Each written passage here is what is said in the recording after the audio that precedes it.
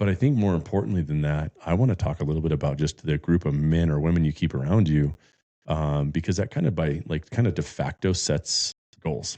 Yeah. Right? It sets an expectation for who you're going to be, or that whole saying of like, you hang out with 5 fat people, you're going to be 6th, right? Yep.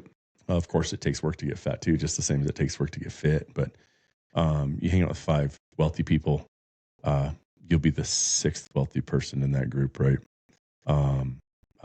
I have yet to figure it out with hunting. Like you hang out with like 5 people that kill big bulls. That hasn't really worked out for me. That rubs I just off. killed the little guys. Yeah, but Yeah. but it's but dude, I want to dig into that a little bit. It's just this idea of how do you curate out that group of people you spend time with?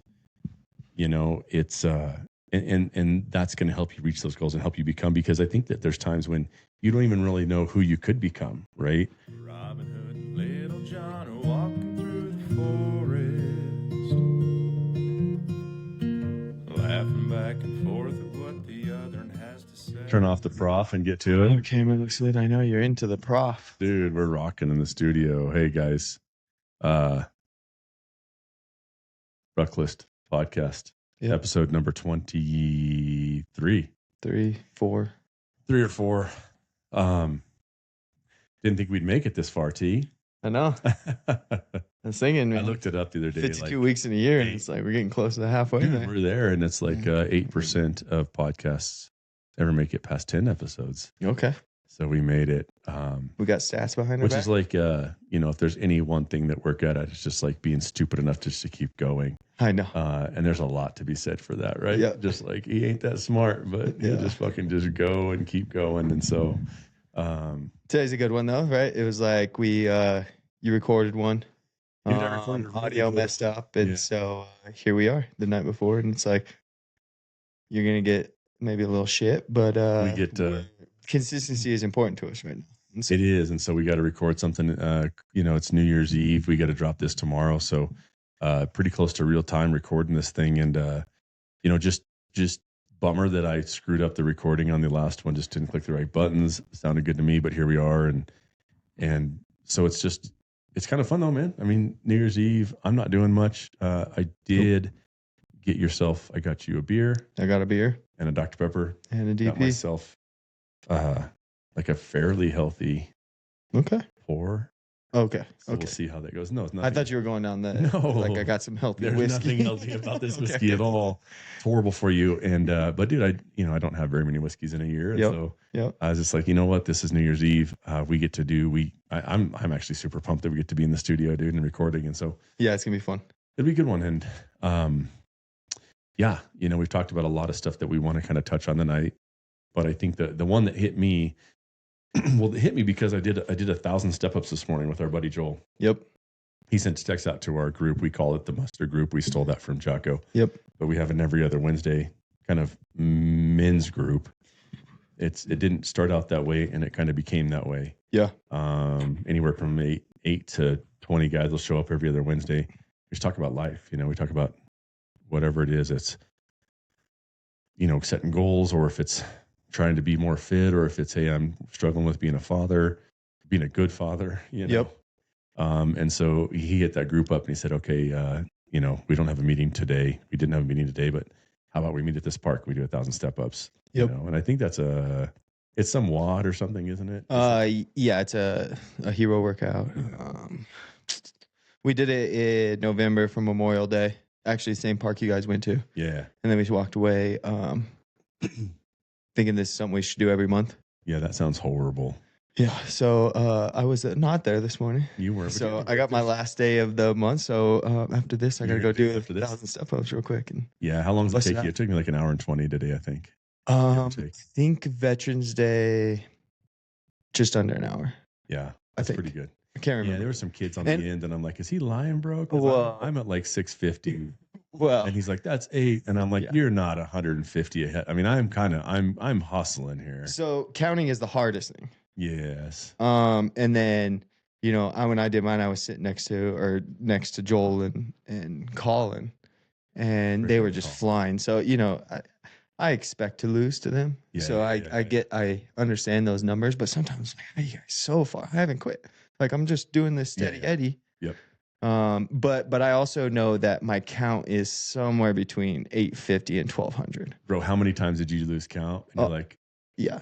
So then do you round up or round down? That's where this is tested your kind of your character at that point. Yeah, because you're it's was I totally on internal. 10 or 15 or 20 somewhere in there.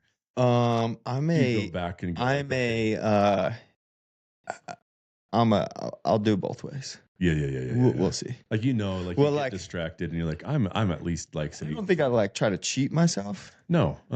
But there's times where it's like yeah, I gotta be right here. I did some extras at the end. And I'm pretty confident. I'm right here. This is what there was one of the guys wasn't done, and I was like, I'll just do them with him till he's done. Yeah. And if I miss some, I got an extra 25 under my belt, and that's it. It's fine. Yeah.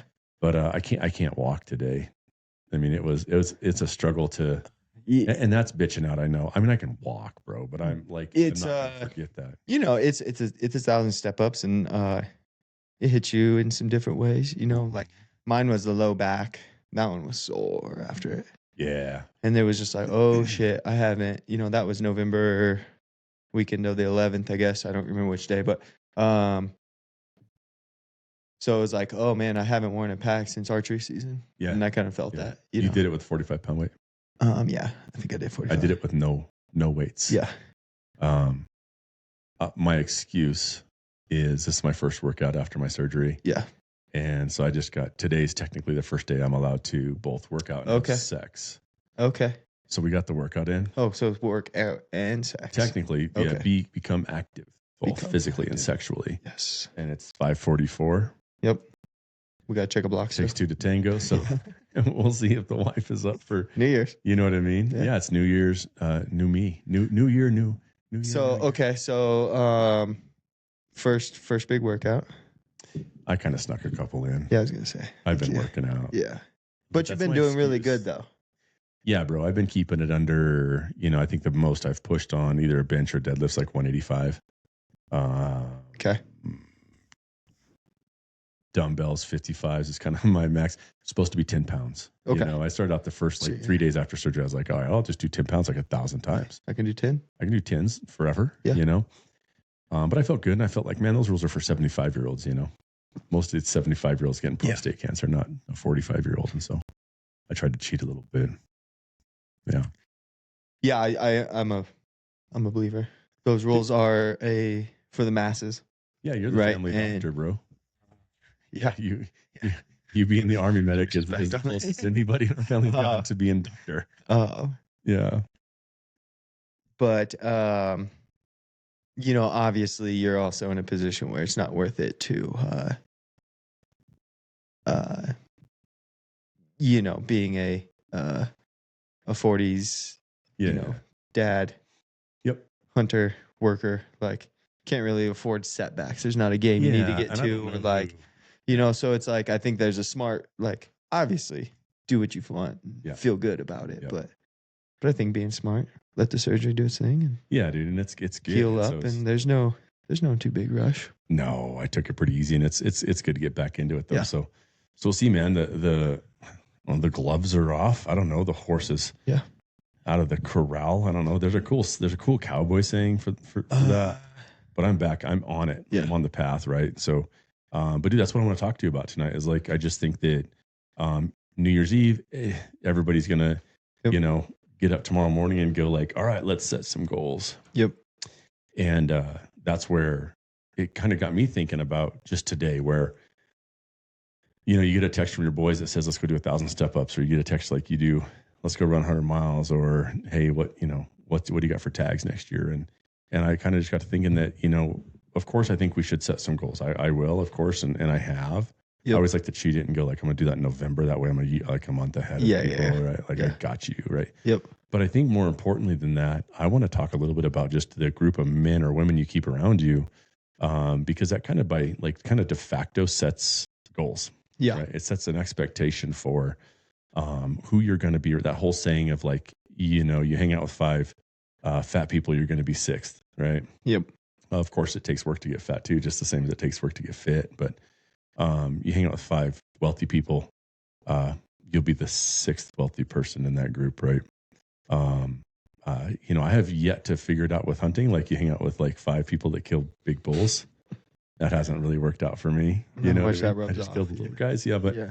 but it's but dude, I want to dig into that a little bit. It's just this idea of you know, how do you curate out that group of people you spend time with? You know, it's and that's going to help you reach those goals and help you become, because I think that there's times when you don't even really know who you could become, right? It kind of got me thinking about when I left, I left our hometown the day after I graduated, right? So Yep. I you know, one of those idiot Brian stories where, you know, I graduate high school, I get my, you know, those checks, you know, I think I know I had $850, give or take. Yep. And that next morning I packed all my shit up in my truck and I drove up to Colorado State, showed up at track practice with no place to live. Coach is like, "What the hell are you doing here?" I said, "I don't know, coach, you gave me a scholarship.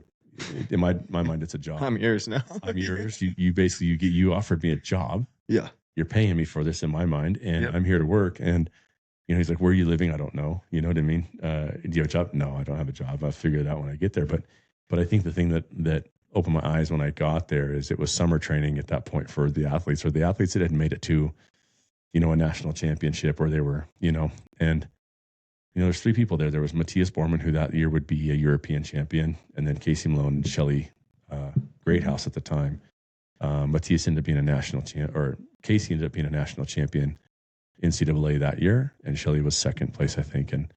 And I, you know, I got to the weight room and I had my training partners were 2 pro football players, Anthony Cesario, who was, I think, playing for maybe Florida, and then Joey Porter, who was playing for the Steelers at the time. And so I walk in the weight room, and then those guys kind of grabbed me and just took me under their wing, which is incredible.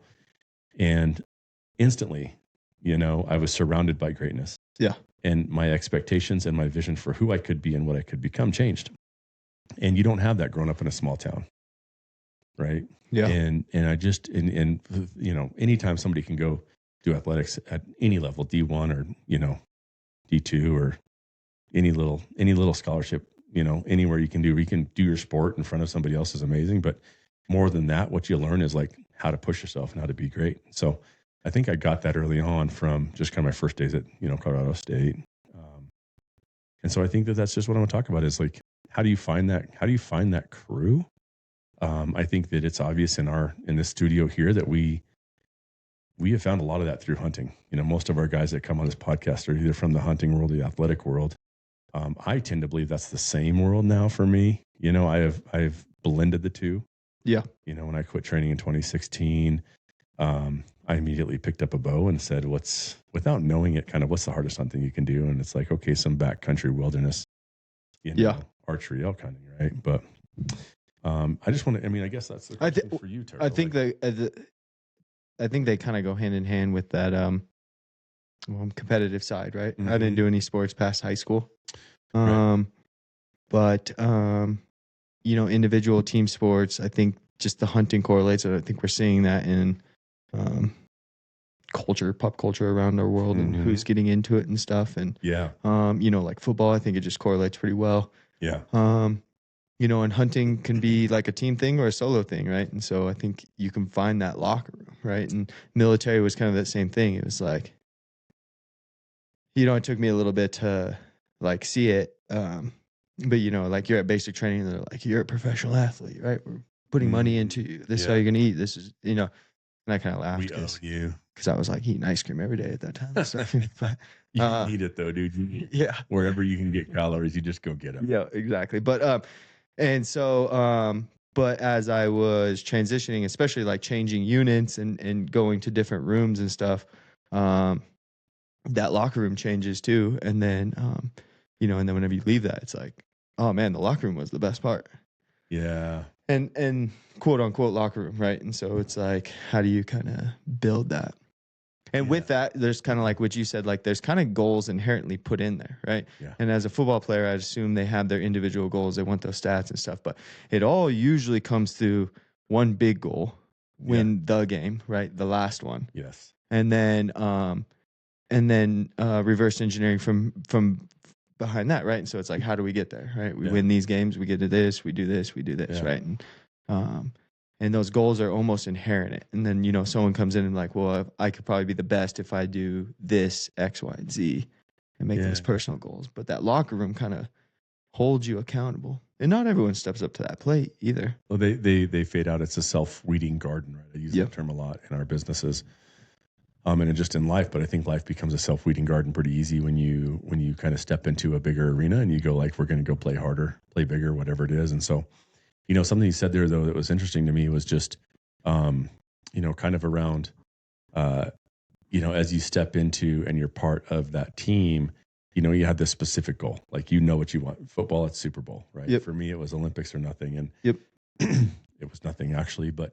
Which is where not very many people have Lombardis on their trophy, or, you know, and like it's the pinnacle is hard.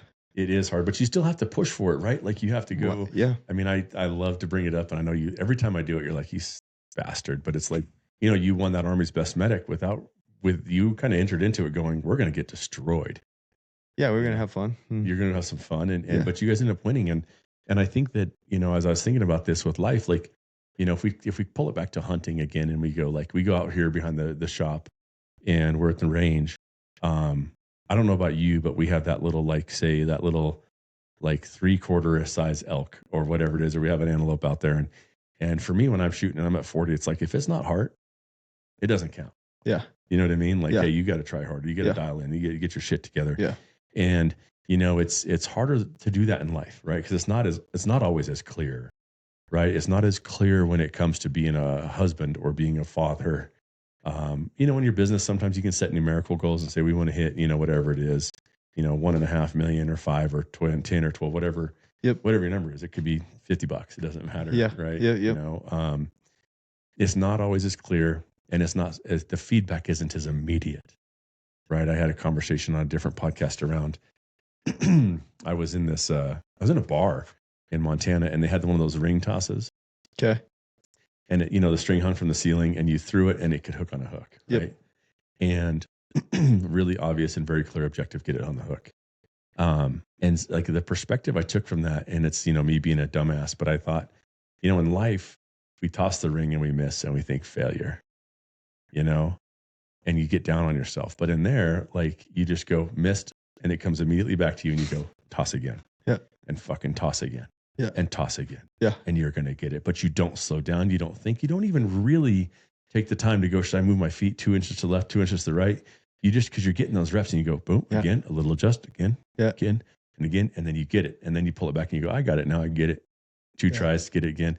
And I think if we were more like that in life, to where we just took our hits, that whole goldfish thing. If you just said, I missed, right back in the saddle, you know what I mean? Let's go try again. Right. And it's easy because that's so clear. There's a hammer, you're the hammer, it's the nail, right?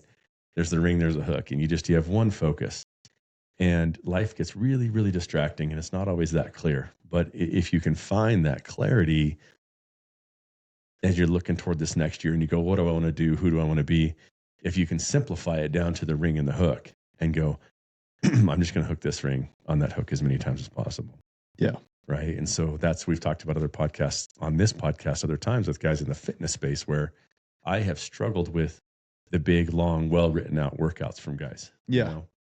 And it just doesn't work. I don't find myself in the weight room in the same way that I should because of this crazy workout, you know? Yeah. And it's good because they're good workouts and the guys that ride them are fucking fit. Yeah. You know, there's reason, there's science. I 100%. Totally. The science is you amazing. did it for a reason this way. Yes. And they know what they're doing. What workout works for me really well is just having a heavy thing and a rope hooked to it. Yeah. And I just go, I'm going to go drag this up and down my dirt drive for, 5 laps, 10 laps, whatever it is, because it's so easy to know that you won or you lost. If you say, I promise myself every day this week, I'm going to drag that thing 10 times. It's really easy to go out and do. And there's kind of no excuses, but Wednesday, if you lost or won so far. Yeah. And it's pretty easy to get home and go, I'm not even going to change clothes. I'm just going to put on my boots. I just need to get this go drag, and I'll just put on some music or whatever and just drag. And I do find it harder in the weight room sometimes for me to go like, okay, my buddy, Adrian that writes the workouts for us from Ridgeline Athlete, that they're amazing. Even his short workout last night, it was like 23 different movements, with the warm up. Yeah. And it turned out to not be that bad, but I looked at it. Cause I like to write it on the dry erase board. Yep. And then put my phone away. Cause otherwise I'm looking at emails and texts and all that. Yeah. And I'm like, you write it, and I'm like, oh, that's a lot of movements, but it went really quickly. It's actually good once you get into it. Yeah. But I put that hurdle in front of myself, and I give myself an excuse to not go. But I think for you in the military, they set the goals. You wake up in the morning, you go, I'm just a machine. Point me in the direction, And a lot of athletes have that. And so as we've transitioned out of those lives and into the daily, and it's a lot more colorful. It's pretty black and white when you're an athlete. Already in the military. 100%. But this life is colorful, so colorful. There's a lot to it. Yeah. And so I think that, as I think about that, and I was thinking about where people's heads at as we get to talk tonight, a lot of guys are thinking about what I'm going to do for next year, and I really want to see if we can chew on this a little bit of change your circle of people. No, okay, I shouldn't say that. Become a guy that deserves the circle of people that you think look like the people you want to be, right? So become the person that can be in that circle. You don't have to change your circle. You probably do need to we all probably have one or two people we just need to spend a little less time with. Just like anything, they'll weed out eventually, right? But the building your character to represent being an individual in that circle. Mm-hmm. And, I think one thing for you is like, well, how do we know what that looks like? Right. Tell me more. What do you mean by that? Just like, okay, so if we want to be that person in the circle, but if you don't have those people in your circle, that's where it kind of comes to like the changing part, right? And then that's like, so what were you going to do to go search for those people that you're trying to emulate? So when somebody else comes to me and they go, dude, you got a crew. Like your boys are dudes. Like there's some savages. And I've said this before, like we'll have a barbecue here and the men that are sitting around the table, or in that muster group. And I look and I'm like, dude, I'd kind of just let anybody put together their 10 boys, and I'd put them up against about any of these, like we got some freaking stompers of dudes, and that's happened over time, right? Like, our buddy Dylan, he's a chiropractor. I went and saw him, and you meet him and you go, hey man, you would kind of why don't you come over to my house on Wednesday? We do a little lift, a little ruck, and a little shoot, and I think you'd fit in pretty good with those dudes. Right. And so that's how he gets invited. Right? Yeah. And now he's a staple to that group. Yep. And it's because he had been living a life, that he was like, it was almost like he was preparing, and then the day came when the invite came. Yeah. Right. And now that was my invite, and I've been invited to other groups as well. Yep. But I think that it's like, you have to live that life to start with, to get there. But I do think that if you really want to reach your goals, the men and women around you, in our case, I'm just going to say men, because it's usually men that we're trying to put around ourselves to be influenced by and to influence. And so, T, what do you think about how does a guy approach that though, man? Like, I'm lucky because I've been doing that in the last 20 years, and I've got a good group of dudes. How's a guy do that when he's out there and doesn't have those guys yet, man? Like, where do you think you should start? That's a good question. And I'm not the best at this either, right? Because I'm fortunate to be, a decade plus behind you. Yeah. And so so you had some of that built. So a lot of that, I got guys. some circle that has that was built by you or surrounding figures, and so kind of just fell into there. But yeah, getting guys, I don't know, man. It's like, like my closest boys I have right now. Yeah. Were other than Joel, getting brought into our life, work back in the day and stuck around and never left. He's like a cockroach. He's like a cockroach. He doesn't leave. He won't die. But I don't know, man. I think it's just being you and that genuine peace. And then, randomly, in the Army, your turnover is rampant, right? Leadership is every year to 2 years, and then even lower enlisted, it's three years, and that cycle's changing. When you go to a new team or you go to a new, so I think it's like being true to yourself, kind of finding that peace, and then opening the doors. And I guess what I was getting with that is like you're gonna get a lot of people coming through your peripheral, I guess, right? Yeah. And so it's like, And I'm the kind of guy who like, I'll be friends with anyone, I guess, right? Yeah. Like coworkers I'll hang out with. And,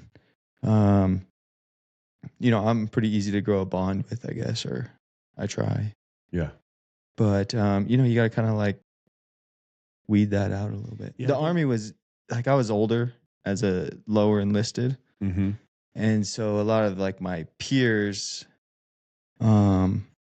my day-to-day peers in rank and whatnot, were a lot younger too. So it was a lot easier of just like, yeah. Something I've seen you do though, dude, T, is like if somebody needs help moving a washing machine, like you're there. You're like, cool. Where are you going to be? Where do you need me? You know? I try. Yeah. Almost to a you know, fault. Like you just like anything, I know people are better than me at that same exact thing. And so I think, you know, it hangs on me when I don't answer the phone. Yeah. Yeah, but I think it is part of that. Just answer the phone, or even if you hear somebody like, "Hey, I'm moving," like, "Hey, can I come?" Yeah, you don't have a lot of time. I got an hour. Yeah, but I can be there for you, right? I think that's one way to do it. Is just like raise your hand and be helpful initially. Like, so if you're trying to, you're trying to find your crew, you're trying to find that group. I know there's a lot of guys that go like, "I'd love to go hunting, but I don't have you know what I mean? I don't have anybody to go hunting with," and I'm like, "Cool, yeah." Well, I know for sure you go to the archery range every day, you're gonna meet some people. Meet somebody. Yeah. You go to the weight room every day, you're gonna meet some people. So I think that it's just like start living that way. And then when somebody needs help, you raise your hand to help and you go support. Yeah. Right. And then pretty soon you start to collect ones along, you collect friends or you collect kind of brothers along the way. As you kind of volunteer your time and you get out of your own shit, and you get into their shit a little bit and you actually, get into their shit, Yeah. I mean, I had a friend that, we had 26 people here for Christmas at our house. God. It was a crowd, bro. Oh, man. I mean, I was cooking. It was like I was, you know what I mean? Cooking. Serving, right? Yeah. And I had a good friend text me and he goes, "Hey, what are you guys up to tonight?" And I looked at my wife and I said, "Hey, this friend, so-and-so I think he needs a place to be. I can tell. He'd gotten a divorce this year. And I knew he didn't have his kids. And I'm thinking, he's probably thinking, I don't want to go home, And so, and she, in all honesty, she was kind of like, please don't. Yeah. And I was like, we need to. We're supposed to do this, right? And she's like, okay, we're good. So I tell him, hey, why don't you come over here, man? We're cooking some prime. We got a couple people over. Yeah. I said, it's a little wild. You need to be ready because we got a lot of kids. We got a lot of people. It's wild. And he said, cool. He said, just so you know, man, I'm coming in a little emotional, And I texted him back and said, I can handle emotional, bro. Like, I'm good with that. I got you. Yeah. Just come on in. And I think that's part of it too is being able to have a friend that tells you like, be able to tell a friend like, hey, you come like you are, Yeah. You come like you are. You don't take off your shoes. You put them up on the table and let's sit a bit, And I think that's key to creating that brotherhood is you don't just get the good, man. Like you got to take the bad too. And it's not bad, right? It's just real. Bad's the wrong word. Yeah, I would say bad's real. Real.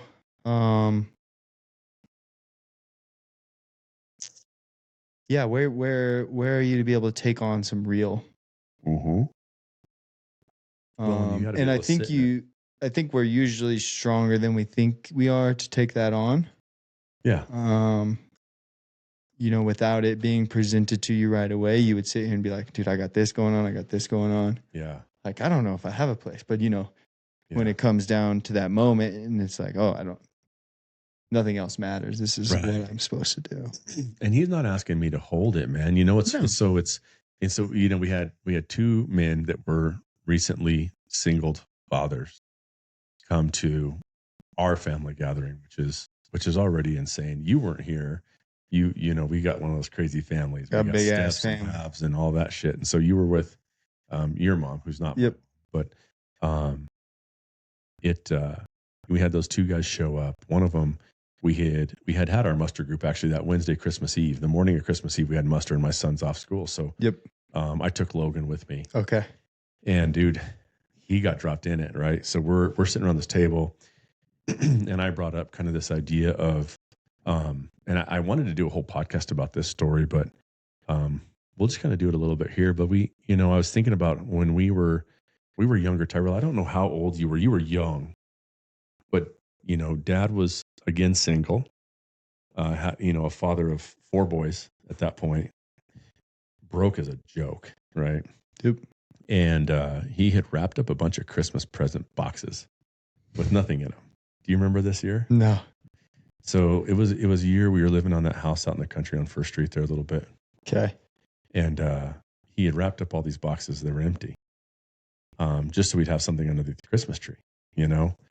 And that year, Adam and I, we're the two oldest brothers. There's 4 of us for people that don't know. Me and Adam, Joe, and then Tyrel's the youngest.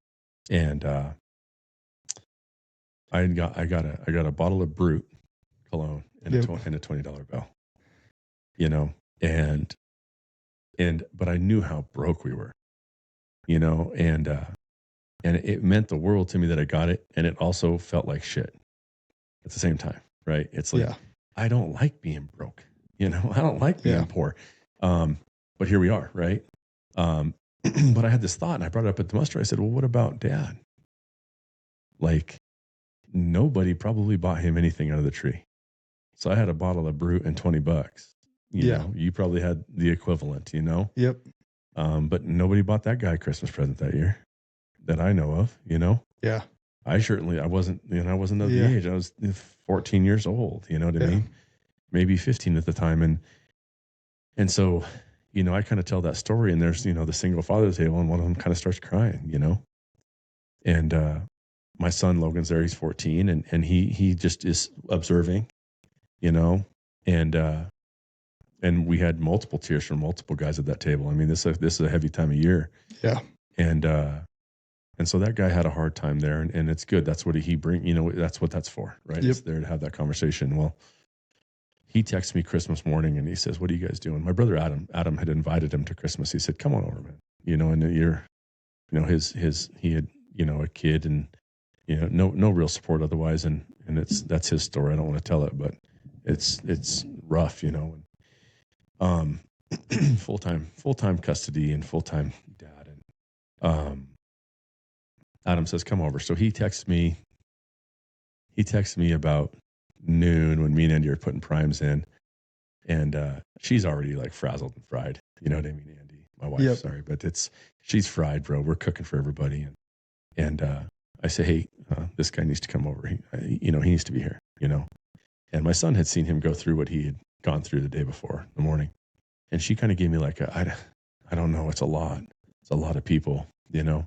And my son literally looks at her and goes, Mom, he needs to come. He needs to be here. And as a dad, I'm looking at my boy going, you freaking little stud. Yeah. He is right there seeing this perfect example of what it means to be part of a brotherhood, and go, we'll make room at the table for this guy. Yeah. We've got a chair in the garage. You know, we'll sit on the couch. We'll find room for this man to come sit. He needs to be here, you know?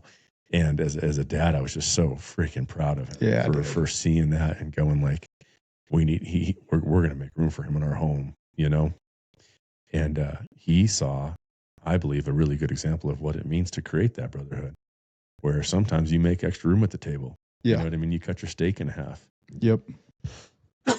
And that happens. I had it last year. I didn't prepare well, and we like to have people in. We serve what we take care of people. And I was serving prime last year, and I don't know if, you know, any of you guys are listening, you've ever been there, but like, you just realize as you see in the line, and I'm there with my you know, my towel and my chef's knife, and I'm cutting, and I'm kind of getting to the end. The slices are getting thinner, and I'm serving up a thin slice and a rib, you know? Yep. And I'm looking at it going, I'm going to be lucky if I get a rib out of this deal. Yeah.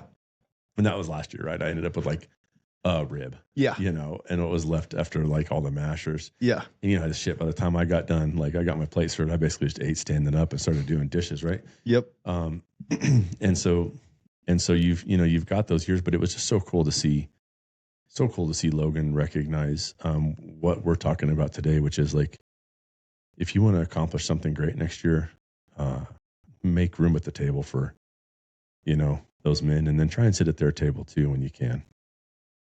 Right. And it's not always easy, right? Sometimes you get to eat half a steak. You get to eat, you know, the last rib on the prime. I mean, I ain't complaining, bro. I had prime rib. You know what I mean? Yeah. Which is Yeah. big deal. Yeah. Yeah, it's tough, dude. How old were you, do you think, then, dude? I guess if I was 14, 15, that'd put you am I 12 or 13? Younger than you? So I must have been 16. I remember you being there. So you must have been 3 or 4. Yeah, you wouldn't have remembered that. Yeah. You know, but can you imagine as a dad, like our pops, dude, like has 4 boys and he's wrapping that just like empty boxes, bro. You know, to make it look like it's something. You know, I this this time of year makes me you know me, I being lonely might be my scariest thing in this world. Right. Yep. And I like my alone time. We're both that same way. Right. We can be alone in some sense. But yeah, I can't imagine solitude, right? And so I work really hard not to get there, I guess. But yeah, Christmas time is tough, dude. Because what do you mean by that? When you say you work really hard to get there, what do you mean? I always like joke about, you know, buying my friends and stuff, you know, like cooking. Like I like to cook for groups because I like candy bacon. You like, and that just I know if I put that in a smoker that I will have friends near me. But no shit, dude. Actually, you when know, you told me your smoker was broken, like that was my first thought. Yeah. I was like, I will buy you a smoker.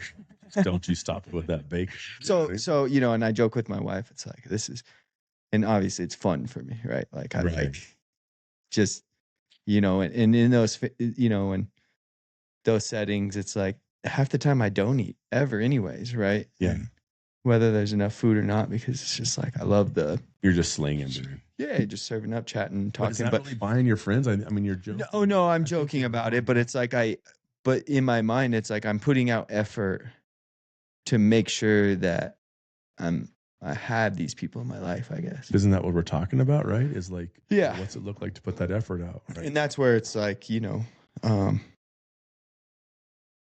yeah, exactly. Putting out that effort, you know. That's in more of a joking manner of buying my friends. Yeah. And I know, you know, it's when we got to move a washer, it's like, so, okay. So that brings me back to my point though. If you want to have that crew, you bring what you got, right? And you go, I can make some good fucking candy bacon. And I can pick up a washing machine. So I got a truck. Yeah. So I'm going to bring what I got to the table, you know? And we can't always bring as much. Like, so you know, you look at it like a dinner, you know, and you can't always show up with the $150, you know, bottle of whiskey. You know what I mean? Yep, you go, you hey, can't. I made some bread. Yeah. You know, I brought what I could afford to bring, but you know, that means more in those moments. That scenario is perfect. Yeah. Right. Of like, okay, this is perfect. Right. Bring what you We don't need $150 bottle. I don't really drink whiskey much, but it's I'll slam a couple military special shots with you if that's what you bring, you know, and that's what it is. Like I brought a 6 or a PBR or like, know, just I picked up what I can, and I think people see that effort. It's that whole idea of showing up empty-handed, right? Yeah. Which you find yourself in times too. You know, I beat myself up over that sometimes, but I think like you also find yourself in a situation where you're in a group and. But it's like, hey, I can give you something else at least, right? I'll wash your dishes. Yes. Like there's, I guess you're really good. Okay. So you're really good at,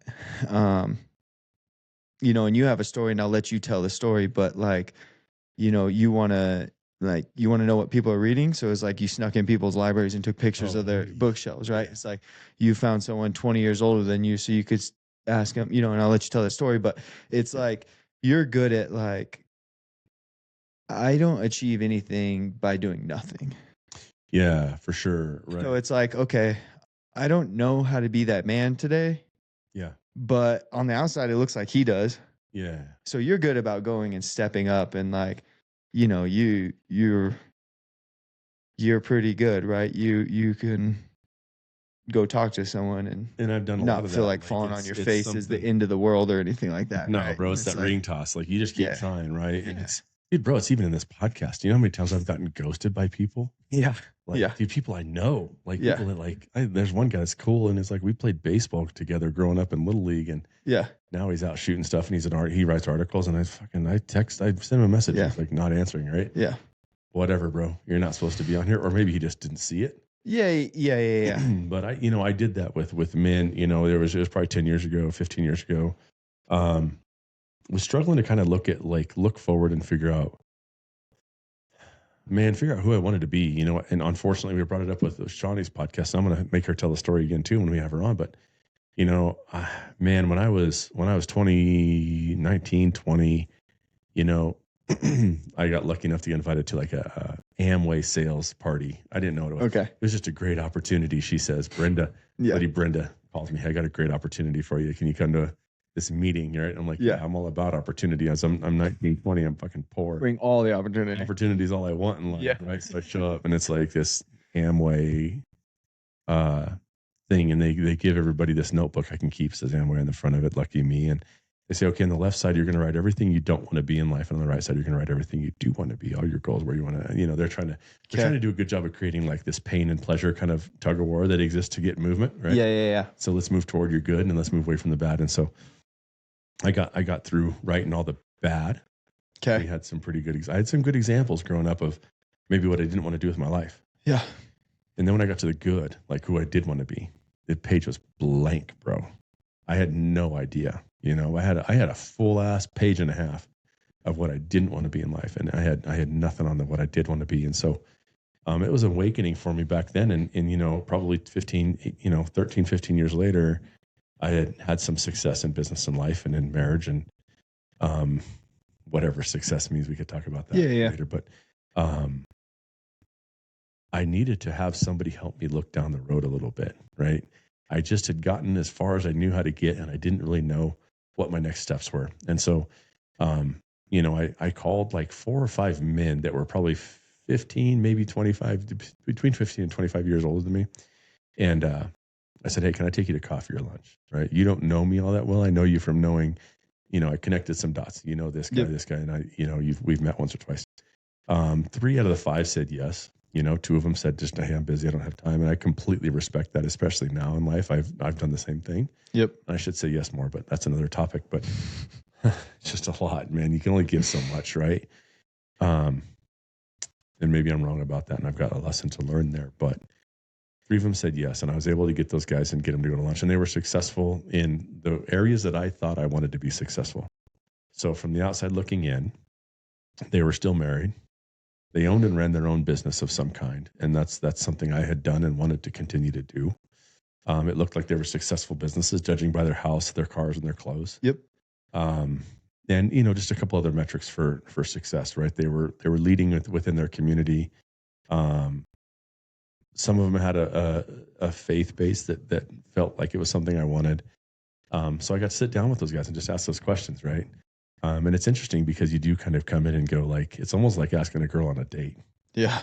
And it just takes a little bit of courage and a lot of humility to go like, hey, would you mind giving me some of your time so I can learn from you? And straight up, I told them, like, I'm going to ask you some questions. Yeah. Right. But it has served me really well. I found some really common threads in those guys. One that was really unique, and it's funny because I'm sitting here with a whiskey in my hand tonight, but because of learning from our father, I'm very, very limited. For the listeners that give a shit, I limit my alcohol to like 1 or 2 drinks a month. You know what I mean? And all 3 of them that I met with were sober. Sober, like recovering, or were just they had just quit. Okay. All of them had struggled with alcohol or drugs. Yep. One of them who was really successful, and I had no clue, was like, yeah, I was doing like an 8-ball of Coke a day. Yeah. You know what I mean? Yep. And and was able to just kind of had to take a step back, right? And I'm like, what in the hell, And he was, I remember that cabin we went to in Alaska, and we all went up there and remodeled. Yeah. That guy. Okay. Yeah. Yep. And so he was one of them, which then led us to a really cool opportunity for us to go and stay in Alaska for a week and fish and slay, and had a freaking blast. Yeah. You know what I mean? And all 3 of those guys actually ended up leading, and without intention, led to some really cool opportunities in life too, right? And it took a couple of years for them to kind of probably watch me and go like, oh, is he full of shit? Is he going to do what I told him to do? And I, for the most part, did exactly what they told me to do. But you're right, T. Like, I've had over the years, I've had opportunities to be in people's homes or in their offices. And when they're not looking, I would either write down what the books they were reading or take a picture. I've got multiple pictures on my phone of bookshelves from men that, and I always say appear successful because I get to see behind the curtain in a lot of guys' lives, and it's a shit show for most of us. You know what I mean? We're all working hard, to sort of quote unquote keep it together. But I didn't know what to do except for I thought, well, I can read what they read. Right. And if nothing else, I can't ask them all the questions, but I can learn what they've learned. Yeah. Right. And I did that really. I went hard, reading for a lot of years, almost to the point that, like, I always tell people this is like the first time I went to the Furs all you can eat buffet as a kid. Yeah. Us being poor kids like we were. Yeah. And I ate every goddamn thing on that buffet, to the point I was so full I didn't enjoy it at all. Yeah, yeah. And then my comparison is like, it took me like 3 days to digest all that food, right? I was so full. And it was to that same extent with reading where just information, whether it was, back in the day when I first started, it was tapes or CDs you had to kind of go get and listen to. Yeah. But I consumed just ravaged information, knowledge, right? But I didn't have the time to digest it all. Yes. And that's a distraction from where we're at. But as you do that, like, I now will choose, say, a principle, right? Something that I want to study. And I've got enough of a library now that I'll go back and I'll pull from those books and I'll go, okay, I want to study this principle of, right? Yeah. A thing. So whether it's like, okay, I want to look at what do these guys recommend for, say, morning routines, Yep. And dude, now Chat GPT is amazing in that way. Like the other day, I take, a number of different, it's all pretty much all natural, just supplement stuff. But I was like, what's Andrew Huberman say? You know what I mean? For your daily vitamins. Yeah. And then what's he say for nighttime vitamins help with sleep? And so we have this like magic tool now that is like, it's got all the information. You can curate it out. And you can even ask it to reference you in what book and what page should I look for this, right? And so I'll cheat with that a little bit, but now I study maybe just a principle, kind of a principle-based study, but it's easier to digest rather than trying to eat the whole buffet. But to get back to your point, yes, I've been lucky enough to have men willing to give me their time and let me look behind the curtain on their lives a little bit so I can kind of try and go where they're going. Because when you do go as far as you know how to go, you grew up in a small town like we did. It's like when I got to college, they said, what do you want to be? And I said, teacher, because I'd only seen like 4 or 5 professions. Our dad was a teacher. And so I thought, well, there's either teacher, there's prison worker, there's the guy that does the stuff for the city. Yep. And there's ranchers. And I'm not a 3rd generation landowner, so I can't be a rancher. Yeah. Yep. I knew better than that. And so I thought, well, I'll be a teacher, not knowing that there's thousands of different things you could be. Yeah. And I'm on the edge of having tested out all 1,000. You know what I mean? I'm kind of an idiot that way, but I've messed around with a lot of stuff now because once I kind of saw that there was all the possibility we could have and all the things we could do, it was like I was a kid at Disneyland trying to run as fast as I could from one ride to the next and try it out. I still feel that way, right? But so yeah, I've been lucky enough to, as I've gotten to the edge of the road and I don't kind of know, say you're in the deep dark woods and you don't know which way to go. And reaching out to guys and going, okay, well, help me know, help me know, like, do I go uphill or downhill? I'm hunting this elk. I heard a bugle, Yeah. and having those guys say, well, let's check the wind first, maybe. Yeah. And, it's going to switch soon. You might not know that yet because you're a young buck, but that, thermals are coming on. It's going to go uphill. So let's go uphill. So they can, in hunting, you can see the future a little bit. Yeah. And you can do the same in life and business, but you have to find somebody else that's been there before, Yeah, dude. And I think that little bit of like effort seeking it out, I think, so back to like, where do dudes find that? I don't know. I think it's like having a little bit of courage, putting yourself out there, like, and even if you're not living maybe that way, right? Because it's like, what's the path, right? And who's on it, and who's your path too, checking bro? that block every morning, afternoon, night, right? Like, exactly. But finding a way that it's like, okay, I know at least I want to check this box and I want to eliminate this box and start living that way. But, just the effort of reaching out and seeking that knowledge or seeking some information from someone, I think goes a long ways, because, you know, people joke about like, you know, if shit was going down in the street, most people are just going to pull out their phones and film it. Right. Yep. And it's like, that's kind of like life. We're in this, we just kind of like pull out our phones and film it. And that's it. Right. Step into the fire with those boys running. Yeah. So I do think there's a big, and I don't know, this could be every generation, right? But like now I think like just showing a little bit of initiative and going, and that kind of separates yourself already, you know? I think it's actually, and then it's showing up. It used to be. What's that? It's easier now than it used to be. To just step up? To step up and set yourself apart. I think so. Yeah. I don't know what it used to be, right? But unless you believe the lie that it's social media. You know, and I think it's just profession, you know, friends, whatever. Like, yeah, just kind of step up and don't let it just fly by. Yeah. Right? Yeah. Don't just autopilot and let it just. And when you're picking those people. It's like, oh, he's moving next week. Okay, I need to make sure I put that on my calendar. Dude, shoot the guy a text and go, hey, I know you're moving, brother. Can I come over and help him move a couple things, right? That's the easiest example. And I think it's always that way. You know, I had... It's sorry. No. It's also the funny flip side too, where it's like, I don't always have the time to help you move either. So don't also be my friend who's expecting me to help you move.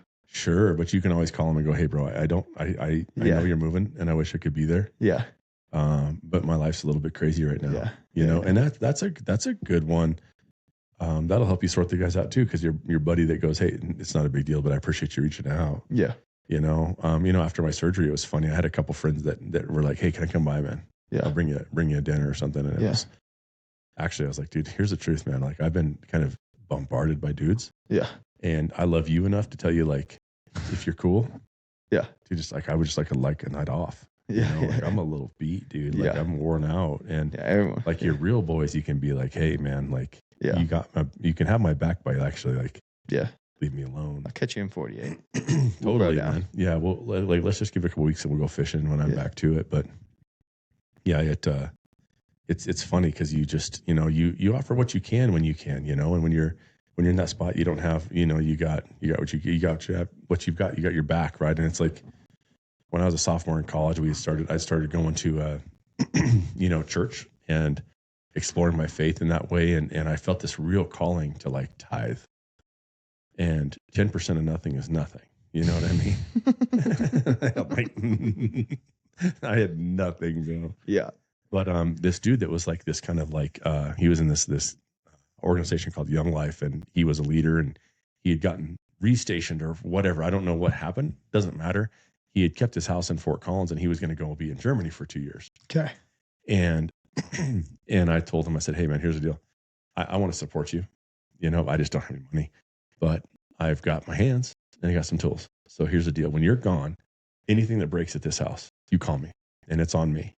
I'll take care of it. I'll fix it. You know, you don't have to pay me to an extent, right? Like I can remodel a place. I can't buy a hot water heater right now, but I'll swap it. Water heater, you know, but we got breakers flipping. You know what I mean? And we got stuff going on, like toilet clogs. Like, I'll be there. Yep. And that was what I was able to do for that guy, right? Is I had nothing. I was still in college, but I wanted to support, right? Yeah. And so I gave what I had. You know, and what's trippy about that, man, is like, you know, 10, 15 years later, I'm in the real estate business, and this guy's dad and his dad's hyper wealthy. And at one point he calls me and goes, hey, my dad wants to buy 4 properties, you know, and, you know, you've always taken good care of me and I want to take care of you now. And so we shouldn't be doing this math equation of like, you know, this give and take. Yeah.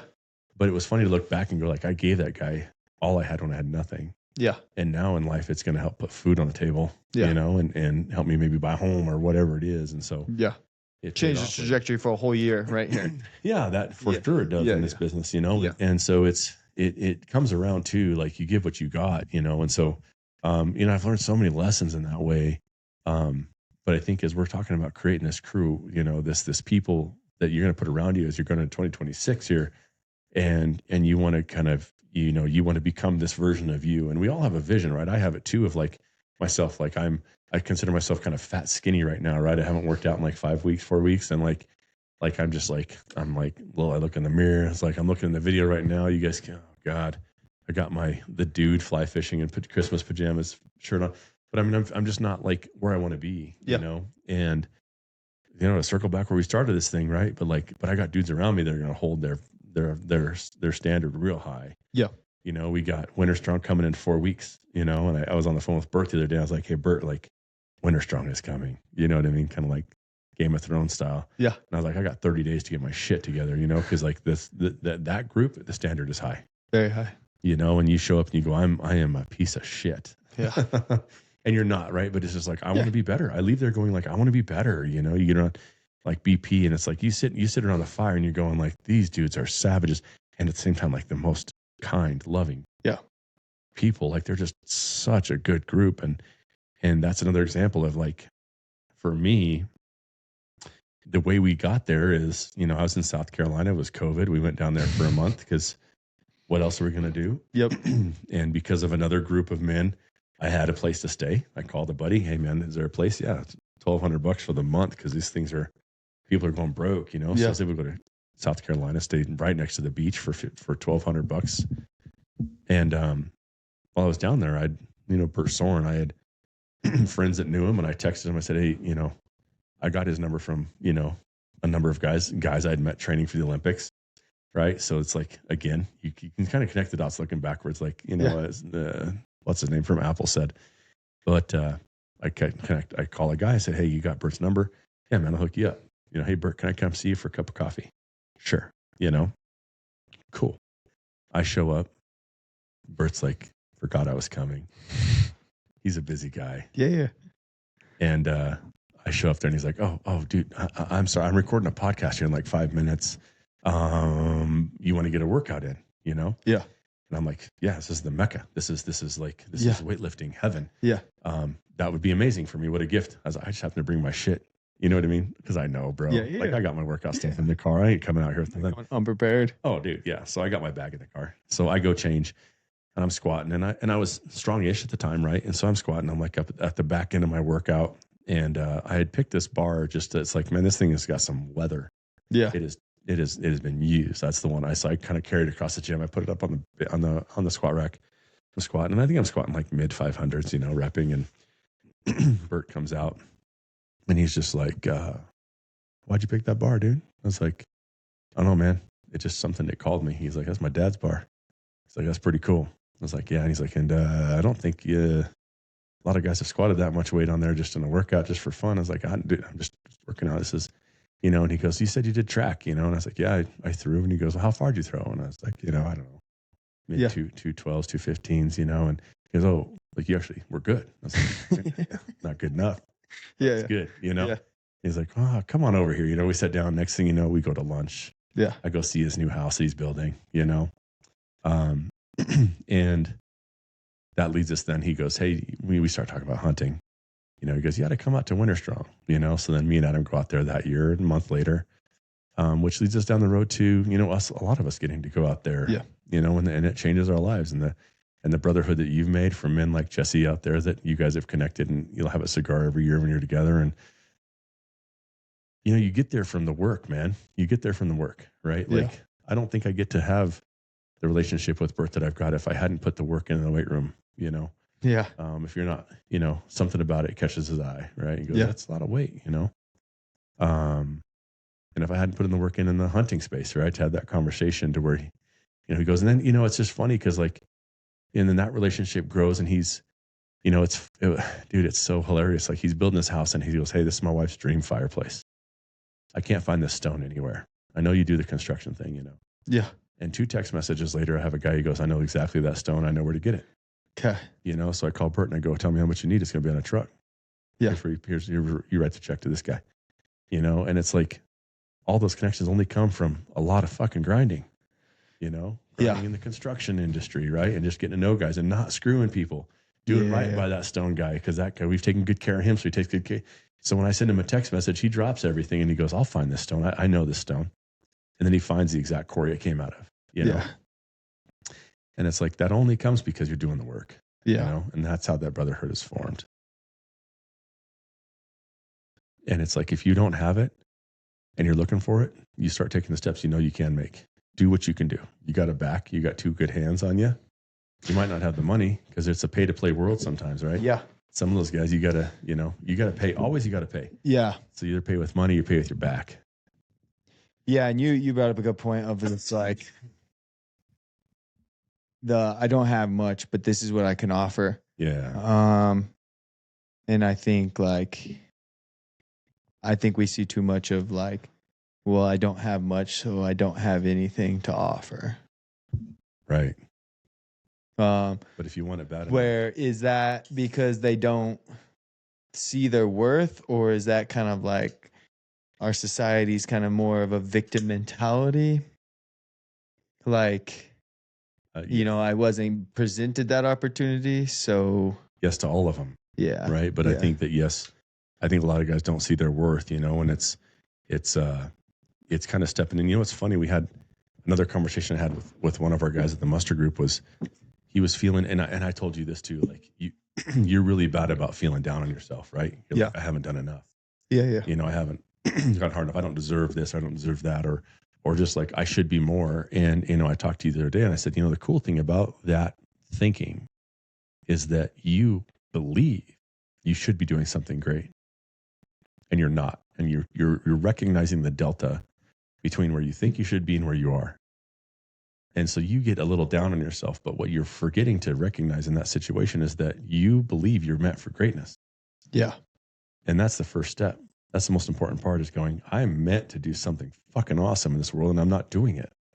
And so I think guys see that, and then they actually let that compound. It compounds and gets worse and worse, versus recognizing like, I believe in myself. I believe I'm here for something good and I'm not quite there yet. Right. And so the ring toss, start tossing. Yeah. Start tossing. You're going to hook one. You're going to hook 1 out of 20 to start with, but that's the one you hooked, Yeah. And you just got to start swinging for the fence. Yeah. And you're going to miss, you just better get okay with fucking missing. Yeah. Right. Like it's just not going to go right the first time. You're going to fall on your face so often. And whether it is with, that group or as you look at your goals for this 2026 and you go like, the thing you should put at the top of that piece of paper if you're writing goals down is be ready to fucking fail. Yeah. Right? Yeah. And then you better take a big old gulp of courage and then take the step and get back up, dust yourself off again and go again. Yeah. Because it's not easy, man. Like, well, it's easy if you want to fold towels at Gold's Gym. That's an easy one. But if you want to do something other, and if you believe like you do, I think any man that's listening and goes like, if he feels this disconnect between where he is and where he wants to be, take a step back and go, there's something in me that believes I can be great. Let's celebrate that for a second. Yeah. And let's hold on to that. And then write it down, right? I believe I can be great. Also, I'm going to fail a lot getting there. Right? Because not everybody believes that, right? Like I don't know because I don't fucking hang out with those guys. You know what I mean? Like if a guy believes he can be great and he's willing to fight for it, like, dude, welcome to the party. Let's go. You're welcome in the backyard here. You can come lift with us. You can come shoot with us. And you might be able to lift the weights that everybody else is lifting, or, you can't do lunges with a sandbag, but you can still do a lunge or a half a lunge or take a step. Yeah. But I guarantee you keep showing up. By the end of the summer, you're going to be using that sandbag and you'll be full ass lunge, Yeah. Yeah, dude. It's it's fun. There's I'm gonna butcher it, but butcher, dude, just butcher. You butchered enough and it's yours. It's no longer a quote. Butcher enough, it's your quote. It's original Tyrel Davis trainer. But so I don't know where I was going with that. Bro, I'm like, my throat, I am preaching too much. You feeling it? Just talking too I much. need to talk more. Well, no, it's all good, man. Like that whiskey's gone. I'm onto my diet, Dr. Pepper. So much for the party. Anyways, it doesn't matter. But I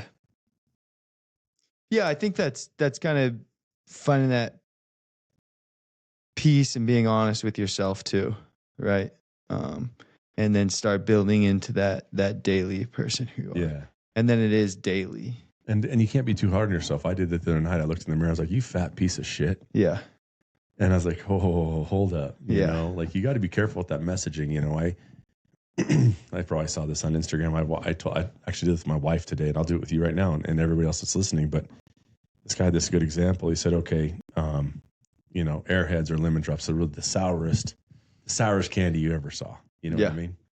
He said, all right, imagine I put it in your hand and you can feel that kind of soury, that gritty sourness on the outside edges of it, and it's in your hand, you can feel it. He said, okay, now pop it in your mouth, And so you pop it in your mouth right now, and everybody else listening is popping it in their mouth and they're tasting it. And he goes, okay, now you feel yourself salivating? And I am. Yeah. You are. And everybody else listening is, I guarantee it, And he goes, that's just your subconscious mind telling you there's a sour lemon drop in your mouth, Yep. And so we have to be really careful the messages that we tell ourselves, because those matter. They really do make a difference. It's, I talk to young men about just this and about these goals and about the inputs, what we have, the bullshit we let in our minds and in our lives. And you've heard me say this before, but it's like, okay, 21-year-old Tyrel, he's on his third date with a girl. I'm gonna pretend that you're a good gentleman. Okay. And you want to make out with this girl. You guys haven't kissed yet, and you're gonna go to a movie. And you look up at the thing. I'm gonna date myself because I don't know what movies are playing today. Me neither. But from back in the day, you look up there and you go, okay, we can either go watch Predator, or we can go watch The Notebook. Yeah. But you're trying to get lucky tonight. Yeah. Where are you going to? I mean, we gotta go watch The Notebook. Thank you. I was like, fuck, you stumbled on it. I want to watch Predator. Why are you delaying it all, bro? But you got a goal. You're trying to shoot that bullseye. It's not about It's not about you, right? It's about what you're trying to get to. And when, us guys think with our dicks, and we know the rules. We know that if we want to get lucky, we ain't going to the Predator. No. That is not going to get us there. It's a Notebook. No. Yeah. And why do we continue to feed ourselves the Predator on a daily when we know we're trying to get lucky, And it's like, if it was you thinking about it with your wiener, like you follow the rules real close. Yeah. Yeah. Right. Your discipline wouldn't be. I'm so disciplined. Y'all know I'm going for discipline from morning till the time penalty box, bro. Tonight. Yeah. I am dying. Yeah, doing. Man, I already made the bed. Like, I'll make a bath.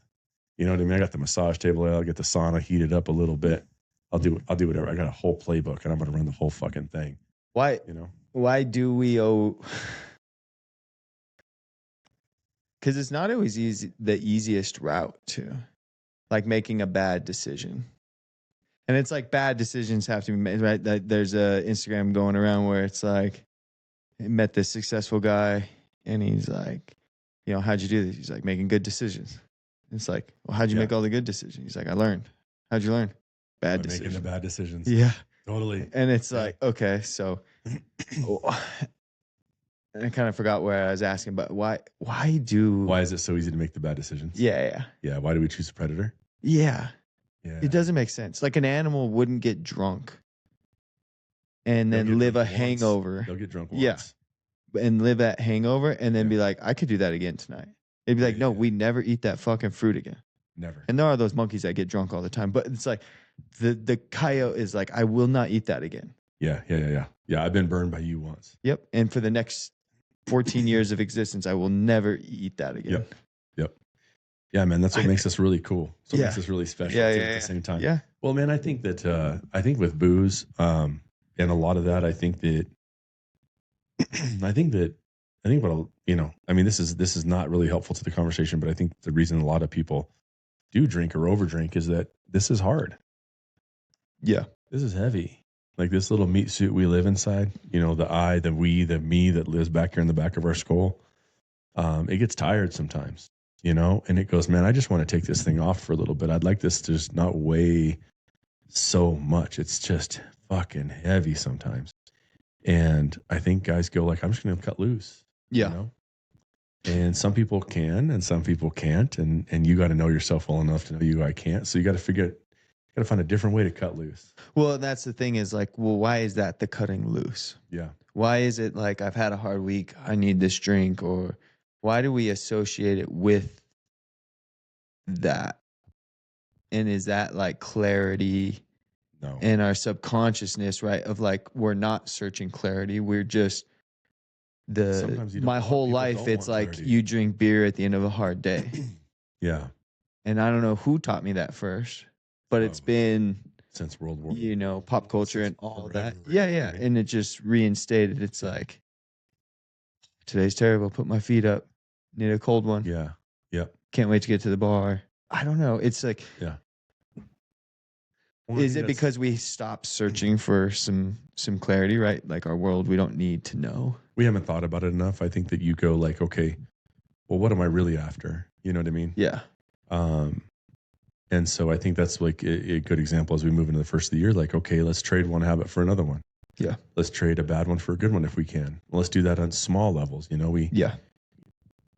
the hunting world, we're so good at it with, like, say, gear. You go, this gear failed me last time.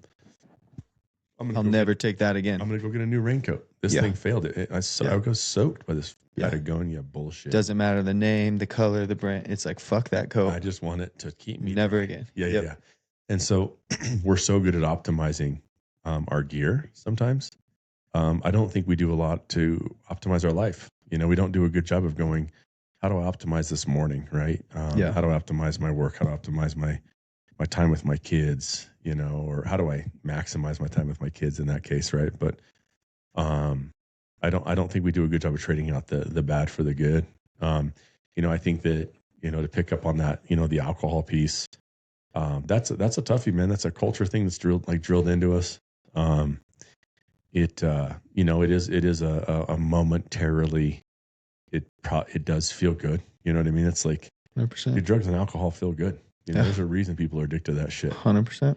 And the hard stuff, it's like that's even a better way to check out, and go, I just don't want to deal with this real life 3D world. I want to go, I just want to go someplace else, disappear for a while, and that's a real thought. It's a real thing. I get it completely. But I think if you've done it enough, you've got enough turns on the old Ferris wheel here, like, okay, I'll be back down again. You know what I mean? I'll come to again and it'll be okay. And I have that happen all the time, man. I'll have some just rough, shitty days in the business side or life or with the kids or whatever. I screw up. I do a bad job and I go, I'm going to go to sleep. I'm going to get up in the morning, set the alarm for 5. I'm going to go ruck. I'm going to lift. Yep. And I'm going to come back in squared up. Yeah. And I think it is like, as the art that we're talking about, I don't know if we're talking about goal setting. We're just talking about kind of getting yourself on the path, right? But I think it is really important to, like, kind of in my mind right now, there's a piece of paper that we're all looking at. And at the bottom, it might just say, like, let's have a really good plan for getting back on track, Let's write it out. I did this years ago. I had a 5-minute, a 10-minute, a 15-minute workout. I just wrote them. I put on my phone. And it was just there so that if I didn't have the time or I didn't have the energy, I could just open it up and go, okay, 5 minutes, 5 push-ups, 5 sit-ups, 5 bodyweight squats, as fast as you can go for 5 minutes. Yeah. And you will gas yourself, yeah, going hard like that. And that was, then I had a 10 and 15, which I almost never used. It was always the 5, I just like, I'm exhausted. I get home, wife, kids are young. You know what I mean? I'm just trying to keep it together. But I know that one way that I get back on track and I've never been the guy that picks up a beer at the end of the day, but I've always known, like, if I just do that 5-minute workout, take a shower, just sit down and kind of maybe write down 5 things I'm going to get done tomorrow, that I'll be back on track. Not tomorrow. I'm writing the 5 things down. I'm not going to get back on track immediately. It might take me the rest of this week. But if I can stack up wins, just little wins, those W's are so important, And sometimes you got to make them so easy. 100%. You got to make those wins easy for yourself, because in the bigger wins, you got the confidence to go attack them. And so I think that if we can set up a small W's for yourself, make the alcoholic, right? Get up and make your bed. There's a reason that's there. It's a win. It's a W right off the bat in the morning. Yeah. Yeah, I think you got to get some wins, especially if you're wanting kind of like a big change, like going into the new year, like it's going to be different. I'm going to be different. It's like stack some little wins. You got to have little ones, because most of your goals are goals you've had 5 years ago that you've always wanted. You've either attempted, you're about to try your 4th time, or something you've dreamed about and you've never taken that leap. But it's like the little wins are so important, and to recognize it and see it, Yeah. It's just like in life, the little things that'll kill you too, right? Like it's the little cuts that kill you. It's the death by 1,000 cuts thing. Yeah. How you do anything is how you do everything. Right. Yeah. It's just the reality of it. And I'm a big person who's like, I'll show up and I'll game time it here. Yeah. You know, don't talk shit. I'm going to do it my own way over here. Yeah. But it's like more often than not, I fail over here because of, you know, it's just the reality. Well, and knowing you really well, there's a lot of guys that are probably like you that like, you're not the best at preparing for stuff. No. I mean, how many hunts have we been on where you're just fucking scrambling to get your shit? You just fill the whole back of the truck up and you're like, I'll think about it on the drive. I'll organize my pack when I'm at the trailhead and I'll get up the hill. But then when you do, you just don't stop. It's like you will grind. And so you look at that and you look back and you go, I've failed in here and I've, you know what I mean? And I've won here, but I don't think we do a good job of looking at the wins. You know, you go, okay, I will grind. What happens? What happens if I can just get, you know, a B- level of organization? You know what I mean? And so that's when then for you, you had tools, right? Yeah. And so when it comes to that, like let's just take hunting gear, for example. Yeah. Then my recommendation to you is like, let's eliminate the gear you don't need. Yep. Let's color code the hangers in the closet, or let's make small packs of, you know, base layer, mid layer. Yes. And you set up systems that allow you to win. So where you go, I know I'm disorganized in general, but I'm going to take one half of a day. I'm going to put on my favorite album. You know what I mean? And I'm going to take the time. I'm going to spend an extra $50-$60 on some little gear bags. Yeah. And I'm going to have it dialed so that at any given time, I'm 5 minutes from being ready to say go. You know?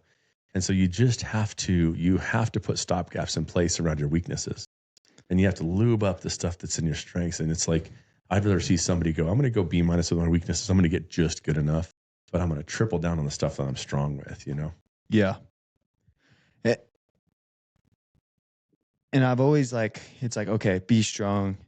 I get hung up on like wanting to correct those weaknesses. Everybody does. All right. And it's just like, okay, I fucking suck at that. Who cares? So you focus on the weaknesses. Yeah. Versus so mentally, it's like too much of like, how do I, like if I would just fix this piece of me, I wouldn't have stress. I wouldn't, you know, like, but the reality is like, okay, that's a part of me. Now that's fine. Let's game plan around this. How would you feel about taking like one of your boys? Because we're talking to the guys that are listening to us now, they've created a crew, right? They've got a crew. So we got a crew now. Yeah. And you got guys in that crew that are good where you're weak. Yeah. Right. And you got guys that are weak where you're good. Yeah. And say, hey, bro, how about this? You come help me get my shit together. Get me organized. Help me get my right gear in the right places. And in trade, I'll run you through workouts for the next month. You know what I mean? I'll be your accountability partner on this because I might not be tidy, but I will grind. Yeah. You know, I might not work out. I didn't show up. You could not show up at the 7 o'clock. Yeah. Yeah. But I know you, and it's 7 o'clock PM now here. And come hell or high water, by midnight, you'll have 1,000 step-ups done. Yeah. You're going to go from here and you're going to put the babies to bed. Yeah. You're going to love on the wife. You're going to clean the house, do the dishes, do what you got to do, take care of the family. But at some point, before the night's over, you're going to do those 1,000 step-ups. And so that's your strength. You go, you know, I will die before it won't happen. And I know that about you. And so you leverage, man. You leverage a friend. You leverage somebody that you know and go, hey, I suck at this. Would you mind coming over? Yeah. I really want to. And you lay out the goal specifically. You go, hey, I'm never organized you're not never organized, but I'm rarely organized on time for my hunts. Yeah. You know, I would like you to help support me in that way. Can we go through my shit? Tell me where my gaps are, what I need to get bought. And I was talking to Bert about this, and he started using those little cubes, and he's like, okay, this is all your different layers, all your different things. And, and then, you know, what else am I missing? He's going to look at your stuff and he's going to go, what are you going to do for food next year? Yeah. You go, I don't know. He's like, well, let's order the food now. It's next year. Yeah. That's next year, Tyrel's problem. Yeah. And you go, what if it's not? What if it's today's Tyrel's problem, you know? And let's get that ordered. Let's go to Amazon. It'll take us 5 minutes. Click. It's going to be at my house. It's here. You go run to Shields real quick, you know, or I go to like Sierra Trading all year and buy the discount because that shit's expensive. Yeah. Adds up. And what a great feeling. Got a whole tub full of peaks right now, you know? Yeah. And I did this 2 years ago. I bought all my Sever broadheads and I had everything all organized, you know? And I was like, oh, yesterday, Brian didn't screw me for once. That guy took care of me, you know? And so, and so you can leverage a friend and then, you know, and then you're dialed in. And so when it does come, you know, I've done that with like my hunting tags, like Keith, who's on the Ruckless team. I told him early on, I was like, hey, I'll pay you or I'll do whatever. I got, you know, there's times when I got more money than time. Right. And so I was like, hey, I'll pay you. And he's never charged me. And I've given him some gifts, a knife here and there, a nice set of gloves or something. Yeah. But, he was just at the house the other day and he was like, hey, we got to get you signed, hey, Wyoming's coming up, Yep. we got to talk about Arizona. What are you going to do in Utah this year? What's Colorado look like? And so he babysits my tags, and I'm so grateful because he's my guy, and he's obsessed with that and he's already doing it for himself. Yeah. So he's going to look out for you. Absolutely, dude. Yeah. And then I try and give my best where I can for him, right? How do I take care of you? And you hope it's not too one-sided. And there's years and years where it'll be one-sided. And then that opportunity comes, you're like, I got you, bro. Yeah. And so, but that's what I would tell you, just if we're getting on a technical, is like, leverage your boys and go, hey, who's good at this that I'm not, and help me get my shit together. And dude, there's in my life, if somebody said, hey, you're good at this and I want help, like there's no better feeling than somebody coming telling me I'm good, and letting me then take my gifts to serve you. Like it's such a great feeling. And so like I tell guys that are listening here, like, don't hesitate to ask your boy that's like good, like it feels really good to just give something that you're really good at, don't take advantage, of course, and you got to give back where you can, but man, it's an honor to get to help a friend, and so that's what I would tell you from your end is like, triple up, quadruple up on what you're good at. Yeah. Like if I've had any success in life, it's because of that, right? You know me, how many people work for me or with me that are just the yin to my yang. I'm a very, very specific flavor. Yep. It ain't for everybody, but what I'm good at, I'm fucking really good at. And then I've had to grind to get there. I had to do all the shit for a while and I hate it. You know what I mean? But then once I got over that hump, then I was able to hire people to fill in the gaps, like my really big gaps. And it's like, if it's a 5-prong thing, you slowly just take away the prongs until you got the one that you're good at. And you go, now we're going to win. So we got a team, Yeah. And so, yeah, man, I don't know where we started with that, but I mean, that's me kind of digging in with you on you.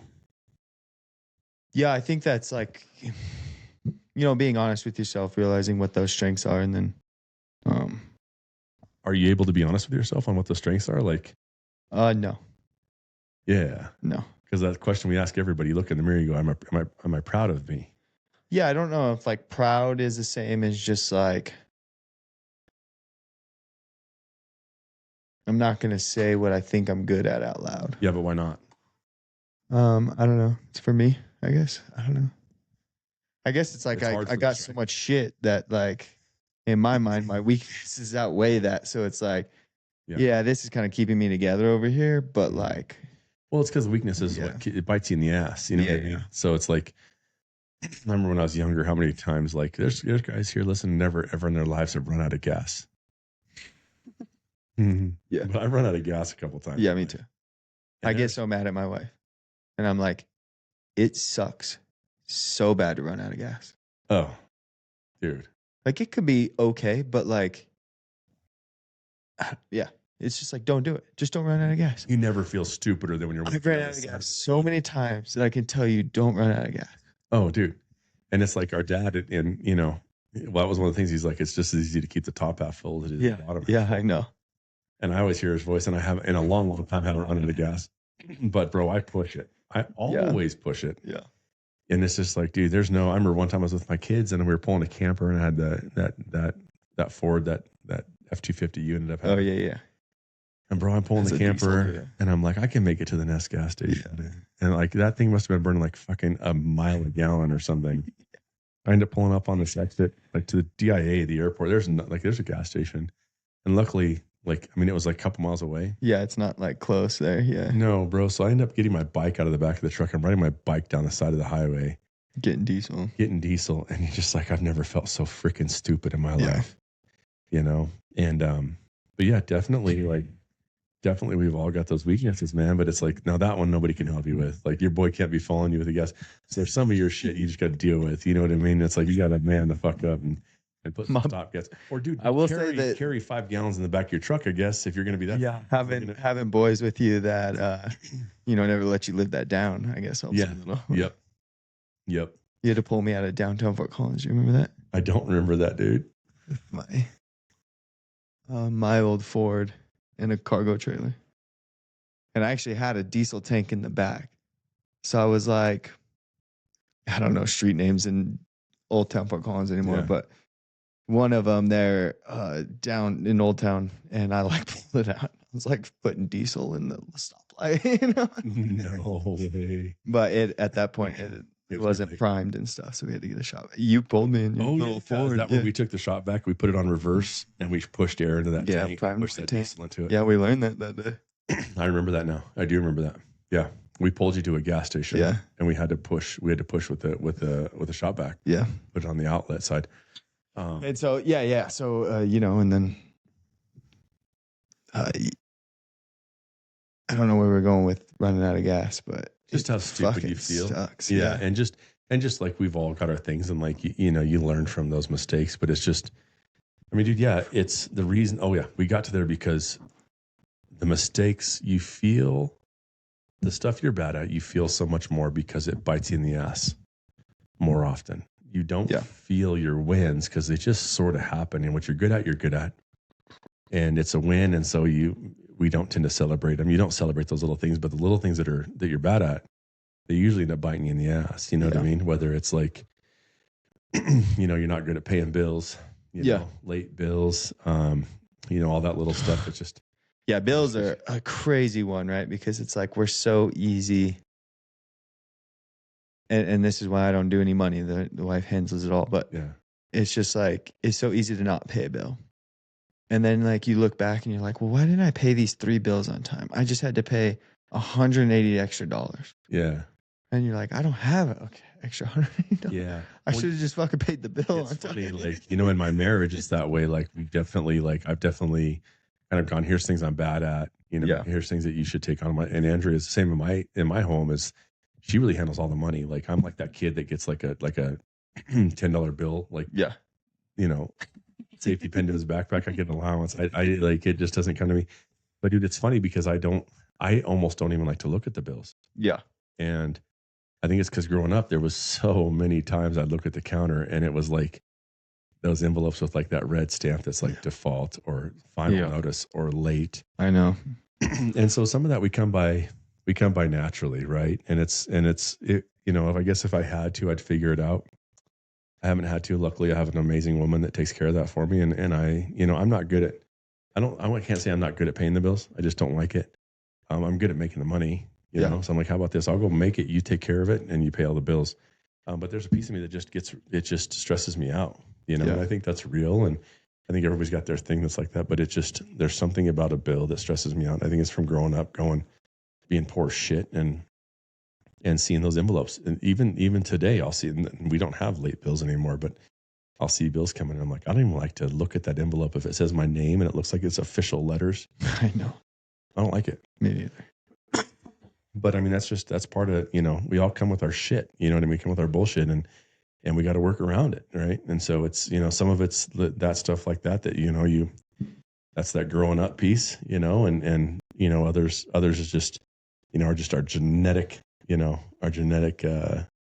shortcomings, I suppose, you know? Yeah. So, but I think that, you know, to kind of circle back and maybe what are we at 100, you know, we're a minute, hour and a half or so. So, you know, I think that I was just I was like, it was on my heart. I was like, we're going to the first of the year, a great conversation for us and the guys listening is, and I think just real quick though, like before we go too far, like, for all you guys that have taken just any time at all to listen to this, like, man, I feel so fucking grateful.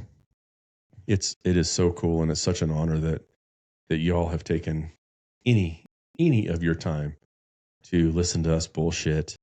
And I can tell you that for me and Tyrel, this is a really, really, really big deal. And we really care. And we really hope that there's something that we're putting out here from either the stuff we're saying or the stuff the men we're having on and the women we're having on. We're trying to have more women on, that it impacts you in a way that it's helpful. And I'd invite you also that if there's anything that you want to hear us talk about or somebody you want to hear us talk to, send that our way, you know, go to Rucklist on Instagram, Rucklist_official, right? Or is it the other way around, official_Rucklist? You'll find us. Yeah. It'll be on this post. It'll be on Instagram. I think Rucklist Podcast too has an Instagram. Mm-hmm. Yeah. And go find us and send us send us a message and we'll get it there. And I'd love to know what you want to hear us talk about or who you want to hear us talk to. But man, it means the world. You know, I think You know, we don't have a huge podcast, but I can tell you, you know, I think we got like 50, 60 listeners that are kind of tuning in. And I can tell you, if I was sitting in a room full of 60 men that were with eyes on me and Tyrel, you know, that would carry a lot of weight. Yeah. It'd mean the world to us. And it does. And it makes me really want to come in here and give you our absolute best. And there's a lot of times when I get done with these podcasts, I'm exhausted. Yep. and filled up at the same time. But yeah. like it, you know, it's a lot. And I just appreciate you guys listening. And so, you know, that being said, like, as we're going this year, man, I really, really, really want to see everybody that's listening here, that they get that, you know, 5 to 10, 20 steps closer to whatever that goal is, you know? Yeah. And, you know, oftentimes that's just being better at who we are and what we want to do. And it, you know, for me, it's always like adventure more, you know, be a better dad, be a better brother, be a better friend to men, be better at this podcast for sure, you know? Yep. And so, you know, I think for me, as I was thinking, I was like, man, we can talk about a lot of stuff, but I think the thing that's going to do the most good is careful with who you spend your time with, and really do a good job of finding those people and putting them around you, and do everything you got to do to earn that time with them. Yeah. It's earned. Absolutely. And get that time, right? Yeah. Put yourself in front of them, find a group, start a group. Yeah. You know, go to the weight room. Hey, who wants to be there at 5:30 in the morning or 7:30 at night? Or, you know, who wants to do, early morning like we do on Wednesdays? You know, gather those guys together. And for us, it started with 3 or 4, and now it's 20, 30, you know, men pop in when they need to, and they come and they take what they need to, and that's great. There's a lot of different ways to do it, right? Go serve somebody together, you know, go rake an old lady's lawn, find 3 or 4 guys that want to go rake a lawn. And, yeah. You know, everybody's got, you know, like I said, everybody's got a couple hands on the back they can use.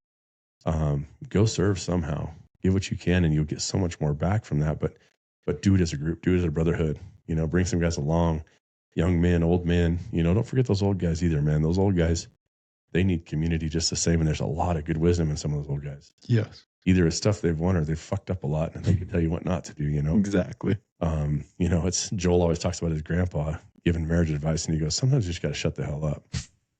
I can't tell you how many times I've taken that advice. He didn't tell it to me direct. Yeah. But I heard it. You know what I mean? You just got to shut the hell up. And the goodness gracious in a marriage, that's so true. Yeah. You know, another guy told me years ago, he said, I'll tell you one line. He said, he just says, honey, that sounds really hard. I'm sorry about that. And I can't tell you, man, that's the best advice I ever had in marriage. Like, don't try and solve that shit. Yep. Just say, yeah, that sounds really hard. I'm sorry. What can I do? Yeah. Because usually it's nothing. Just listen. But that's what I think, man. As we go into the new year, we've all got goals. Write those goals down, you know, but the top of the page, right, you're going to fail a lot, fail often, get back up, toss that ring again, and just keep tossing until you get it. And then, you know, find men that are going to support that, you know. That's my hope and my wish, man. And I hope if we're lucky enough to get to be a part of that, we'll continue to bring you our very best. And we will virtually be your notebook, you know, and hopefully put some good messages in the ears. Turn off that bullshit, man. Yeah. Stop listening to the shit, you know, slow down on that Instagram, put it away. Yeah. You know, go take from it and, you know, delete, control your algorithm. If you want to use it, I've pretty well curated mine to where it's for the most part, it's pretty good stuff, you know, and, but I'm very limited with it too at the same time. And, but don't let in that negative message, because it's like that lemon drop, man. Your body will salivate for whatever you put in it. You know? And, but I hope that we can be a part of that, I guess, you know, that group, that crew. If we can ever support in any way, we're here. How about you, Tyrel, as we're wrapping up? We got about I think 6 more, not what is that, 9, 10, 12, you know, 5 more hours in the rest of this year. 2025 is wrapped. Yeah, it's a wrap. And, I think it's good to look back and have perspective on, you know, it was maybe not your best year or whatever, but it's good. And, you know, the cliche of setting the goals and new year, new me, and that stuff fades, or it's hard to maintain or whatever. But it's like, I'm still a big believer in that mentality. I love it. It's the end of the year. It's a new season. Like it's just, I think it's good to have stopping and start points. Yep. And this one just happens to come naturally on the calendar. Right. And so, So I love the idea of tomorrow's different, you know. We ride it different and it is different. And you get to you know, whether you're chasing a goal or whatever that is, it's like it's fresh, it's new. Look at it that way, be excited, be energized, and like go and crush that. And then if it's goals or just living a path, it's like how long can you go? And just you know, because most likely the gyms are packed right now. You go to a gym. I don't go to a gym like that at all. Since like leaving the army, but I'm assuming it's crazy in there right now, and it's been probably for 2 weeks, right? Months. Yeah, I won't go for a couple. Because there's people like you who are starting early. Oh yeah, dude. Right? I mean, I'll lift at home here in the weight room, and we have one at the office, right? And so I'll lift one of these 2 weight rooms. I won't go into the gym because it makes me sick to see. And I'm proud of those people for trying and starting. 100%. But then, you know, some game to it is just like when it starts getting emptier and emptier, are you there to see it get emptier, and how far can you go? And I don't know, there's fun games to it, but I love the idea of it's a new season, man. Everybody can win the Super Bowl. Yeah. Right? Yeah, absolutely. And it's, you know, something else too. Like available. I remember my sophomore year of college, last day of school, I took all the notebooks. This doesn't say a lot for my education, but that's what it was. And I just chucked all that shit in the trash. Yeah. And I had this picture for a long time of me in this yellow shirt my buddy and I took last day of school, and I had it I probably got it somewhere because it's old school, it's printed. Yeah. But it was just this weight lifted of like, I'm done with that. Dump it. Yeah. You know, what's next? And I think that maybe taking that approach too of like, go out to the dumpster, you know? Yeah. And dump it. I'll go after this tonight. I've got the fire pit ready to go. I'll start a fire and just probably stand by it alone, you know? Yeah. Say goodbye to some stuff. Think about the friends we've lost. You know, lost a couple, and you know, remember those people. Kind of maybe just find gratitude for the things I did well. Think on the things that I want to just get rid of. You know, for me, I'm in a place where my goals look as much like what am I going to stop doing? What am I going to get rid of? As much as they are what I'm going to add. I'm really not at I've added and said yes and yes and yes over the years so much that a lot of my goals look like, well, what am I going to say no to this next year, you know? And so that's kind of where I'll be tonight, is just, you know, dumping those old notebooks in the trash a little bit, creating room for growth. You know, it's a bit of a pruning. You know, we got a lot of trees on this property, and last year I had to cut a couple down because one was taking the sun from the other. You know, I remember the guy came out, and I had an apple tree here and this buckeye tree right next to each other. They were growing into each other, and he's like, you got to kind of pick one, man. Like, they are stealing sun from each other, and they're both going to die probably. Yeah. And so one of these got to go, right? One's got to go. The apple tree, you want the buckeye tree, you know, and so I had to cut one down, and it's a little bit like that with life for me now is, you know, you kind of have these opposing truths. They're both good. They're both good, healthy trees right now, but one of them's going to die if you don't do, or they're both going to die if you don't do something. And so that's a lot of where I'm at now, is just, you got to do some picking and some choosing, you know, and, you know, I got kids that are at an age where that clock just feels like it's ticking so fast, like a hammer in my head, with a 16-year-old and a 14-year-old. And I feel like there's stuff I got to do, you know, every month, every quarter is critical in the development of my kids and my, you know, my son and my daughter. And, you know, they're going to be independent on their own here. And I'm running out of time with them. So when I look at like hunting or fishing and those adventures I'd love to do, it's going to be weighed really heavy against time with my kids, you know? And so, you know, when I think about putting a backpack on my back, am I going to do it by myself or with some buddies or with my kids? And if I can convince the kids, it's going to be with the kids. Yeah. And that's okay. And if I got my boys, I can tell them honestly, like, hey, man, I love you to death, but I'm going to say no to that trip this year, because that's a nice September weekend or an October weekend. And I think if I can convince those kids to go out in the woods with me, I'm going to. Yeah. And so, you know, that's my shift is what am I going to say no to? Because you kind of got to pick one. That sometimes you can't have it all. You can have it all. You just can't have it all at the same time, you know? Yeah, dude. It took me a long time to understand what you can have your cake, but you can't eat it too. Oh. And I was always like, well, you can have cake, and you can eat cake. Eat cake. Yeah. But it took me a long time. Like once you eat that cake, you don't have cake no more. Yeah. Yeah, exactly. Yeah. You're exactly right. And yeah, that idea has kind of just been on my mind a little bit. Totally. And as you get older, you start to understand some of those things, right? Yeah. You start to get it. You go, okay, I get what you're saying. So yeah. Man, I think that's good. I hope everybody got something out of this, guys, on the Rucklist podcast. Do us a favor and go check out the website at Rucklist. If you think that's useful to you, sign up, man. We're always changing and growing that thing. Buy a t-shirt or a hat. That would be great to support us. And just tell your friends. Hopefully we're doing a good job here. And if we can be helpful, do us a favor and share what we're up to here. That matters a ton to us. We don't really do this to make a living or anything. This is just good conversation. And it's, thanks for giving us the space and the time and energy to do what we're doing. And hopefully this was useful. Yeah. Yes, sir. Yeah. So go into this first of this year, go crush, accomplish those dreams. And we'll see you next week. And thanks for listening to the Rucklist podcast with me and Tyrel. Thanks, guys. See you, dude. See you, brother. See you next year. See you next year, brother.